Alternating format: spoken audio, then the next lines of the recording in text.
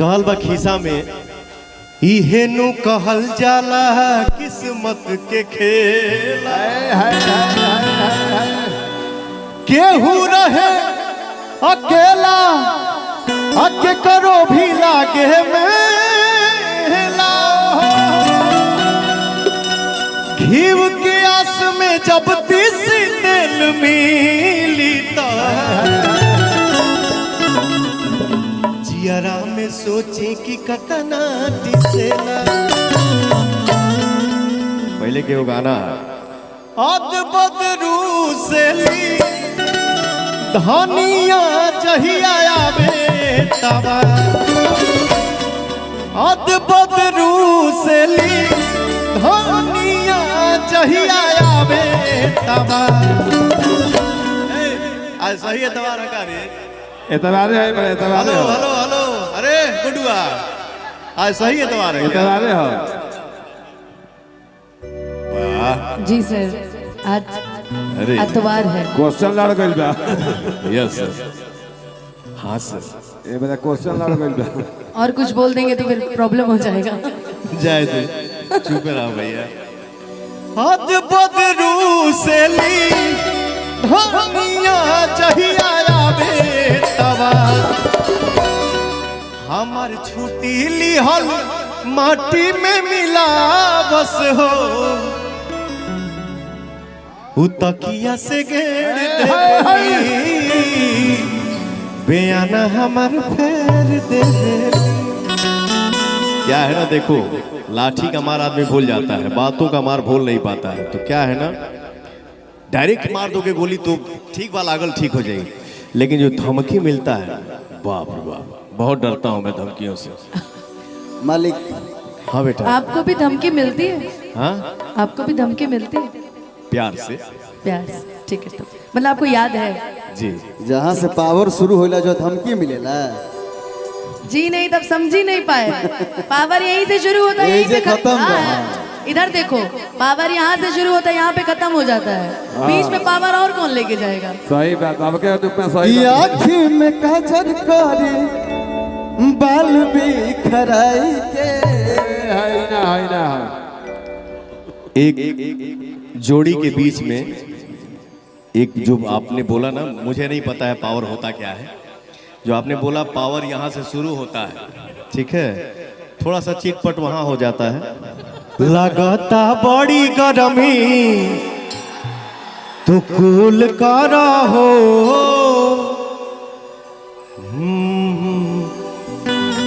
बनाना सेव खाइल बनाना सेव खाइए कबूल करा हो कि हट जानी सट जा तो सीना से। आँख वाली आँख वाली आँख वाली।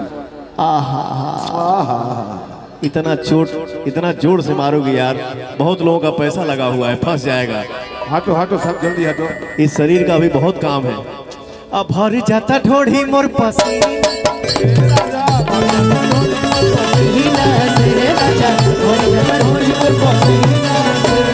लगता बड़ी गर्मी तू कूल करा हो। बनाना सेव खाइल कबूल करा हो। हट जानी सट जा तू सीना से, हट जानी सट जा तू सीना से। अब भरी जाता ढोढ़ी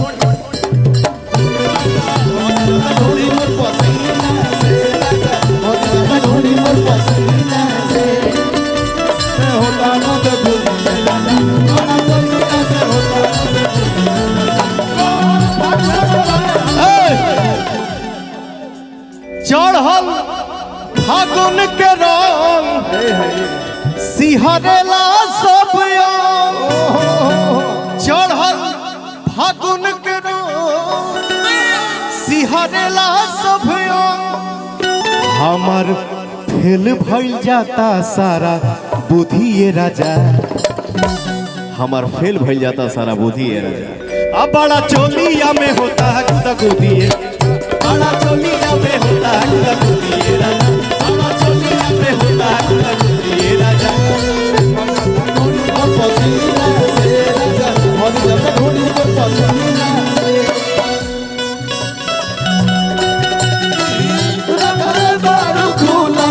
रसगुल्ला रसगुल्ला जैसन बा एकरा खातिर झूला मोरे रखल बारू चूना रसगुल्ला जैसन बा रसगुल्ला जैसन बा कि तोहर मस्त जवन बुलबुला रसगुल्ला जैसन बा कि तोहर मस्त जवन बुलबुला रसगुल्ला जैसन बा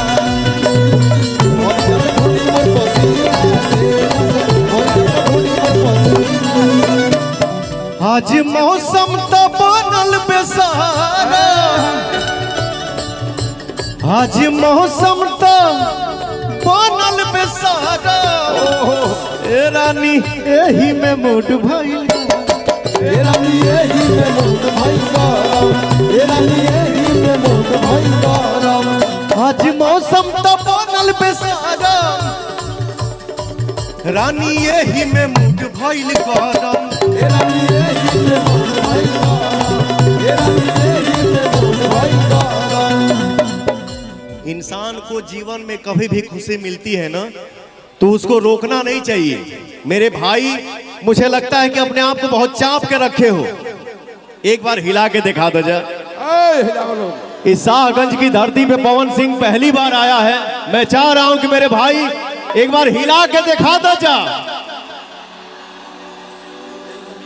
हट जानी सट जा तू सीना से, हट जानी सट जा तू सीना से, हरी जाता ढोढ़ी मोर,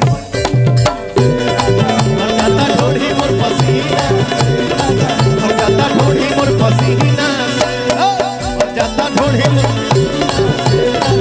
जाता ढोढ़ी मोर पसीना, जाता ढोढ़ी मोर पसीना।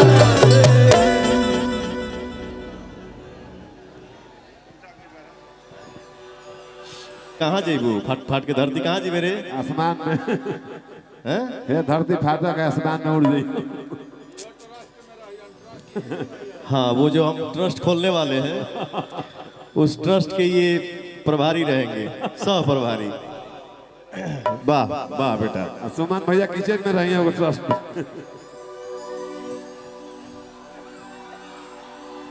हाँ बोला जा बोला जा बोला जा बोली सब है, बोली सब है। बोला जा बोला जा। आज आप ही का दिन है, आप ही बोलिए। अरे खाली हे क्या हर बात? से हुई कि हो हरू से हुई। हैं? अरे हे हर से तनी हे हर से भी हो गया। बहुत डिस्टर्ब करते हो यार। ये हमारे भाई हजारों में बैठे हुए हैं, तुमको देख रहे हैं, तुम डिस्टर्बेंस वाली भाषा क्यों बोलते हो? कहाँ कुछ बोले हैं? एक इशारा करूंगा, इतना ईंटा खइबे फिर जाके गाड़ी में बैठने के लायक नहीं रहोगे। ईटा खाए खाती है कि भोजन खाए खाती है। डिस्टर्ब मत करो यार। कहाँ कुछ बोल नहीं रहा हूँ मैं। एक बार बोल दिया, मेरा सुमन कैसे चुप हो गया? सुमन तो गईले घर में घर नहीं नहीं सुमन भैया है।